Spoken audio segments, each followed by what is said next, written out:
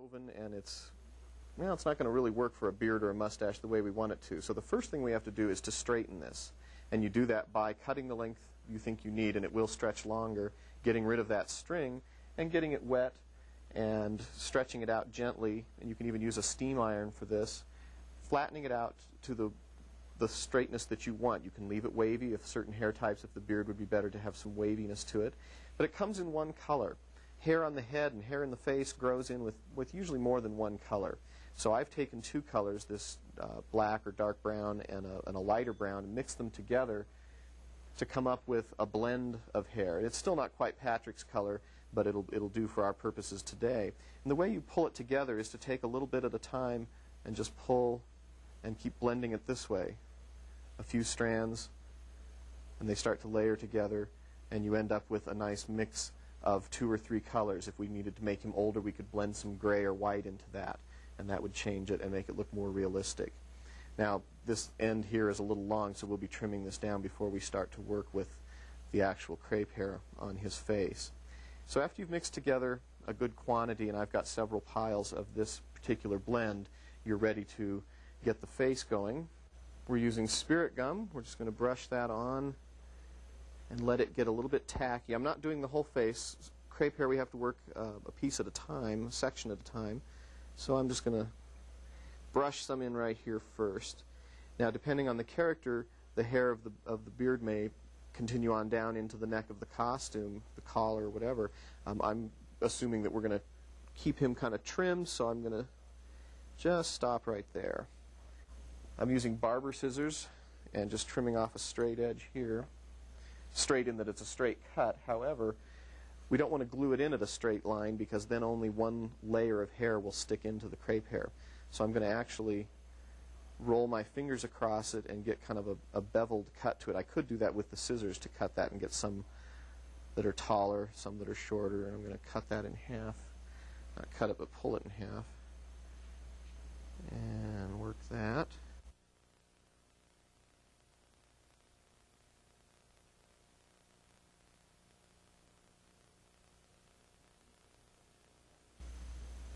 Yeah, it's starting to get tacky.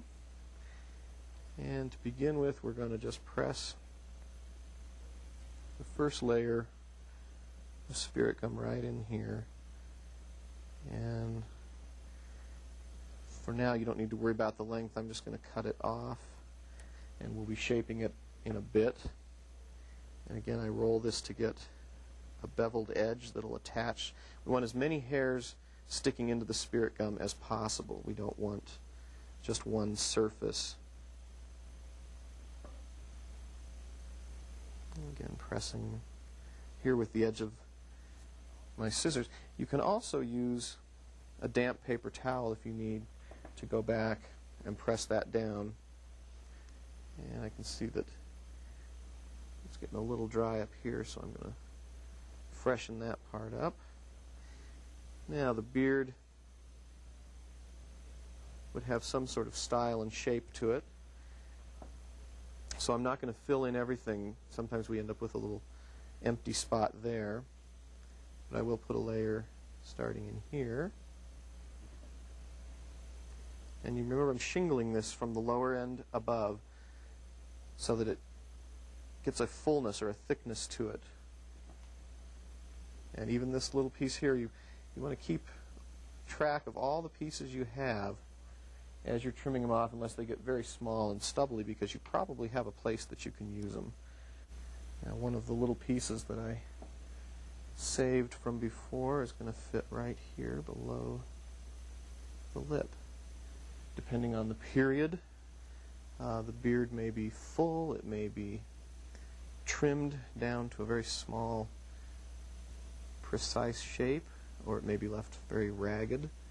Depends on the character in the play. And again, we'll shape all of this later. We're just going to press that on. Let it all attach. You'll find that your fingers, the scissors, everything you're working with starts to get sticky from the spirit gum. You can clean those with rubbing alcohol or spirit gum remover as you need, as you go. Hopefully you don't get it all over the clothes or the costumes. Of course, we have Patrick with a drape on here to keep it from getting all over him. And just as we did on this first section, we have to keep shingling this on.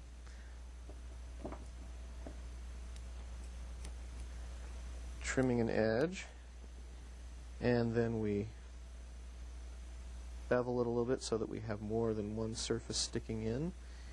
As we get closer to you'll notice on these I'm poking them underneath and letting these fall forward.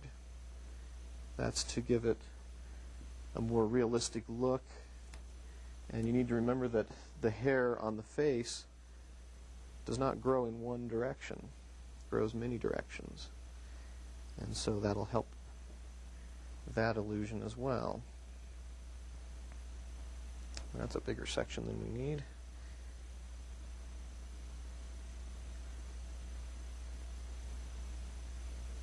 And again, pressing it in with the edge of the scissors, not worrying about the length at this point, just trimming it off.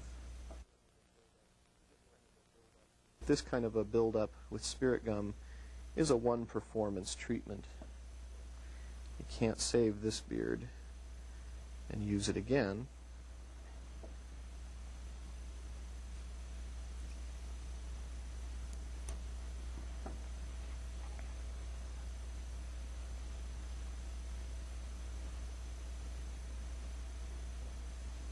And pressing all the pieces into the spirit gum. If you find that the spirit gum has already set up, it's already dried, you can always touch it up a little bit and then press the hairs into it again. You have to make a decision on whether it's a very trimmed beard or a natural growth. But in either case, you don't want to get it too precise at that end. You want to let the skin show through. That'll look more real. If it's a very sharp, clean line, it'll look like a beard glued onto an actor's face. And we don't want that. We want it to be as realistic as possible. Spirit gum is very flexible, so the actor can continue to talk or sing in the show.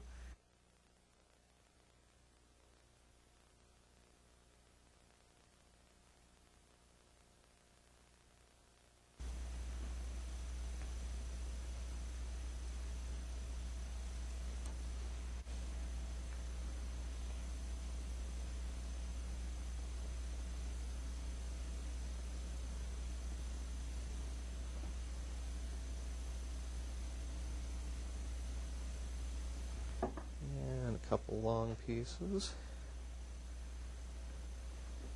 Better to put on too much crepe hair and then go back and be able to style it out the way you need it. It's hard to go back in and layer more on without interfering with what you've already glued on. I'm leaving this mostly hanging down because we can cut that a little shorter already. Turn to the side. We haven't cut or anything yet, so we're looking at kind of a large mass of hair here, but we can trim this. We could trim this all the way back to the skin if we wanted to. I'm using a brush, but it's very gentle pulls here, because if you drag anything through that, you'll pull out more hair than you want. But as you can see, I'm pulling out large quantities of hair, even just barely touching, to give me an idea of where my shape might be, and then I'll take the scissors and trim. Now the trick with crepe hair is that you don't want to just take a pair of scissors and cut across. You'll end up with too sharp of a line at that point. You want it to have some body and shape to it. So we can lift it away from the face a little bit before we cut, and then cut parallel to the skin. Then when we let it go, it'll have some layering to it. So if I lift this up and cut this way, that edge then disappears and becomes a staggered edge. So we want to do that depending on the length that we want for the style all the way across. Go ahead and turn back a little bit. That'll make it easier on me.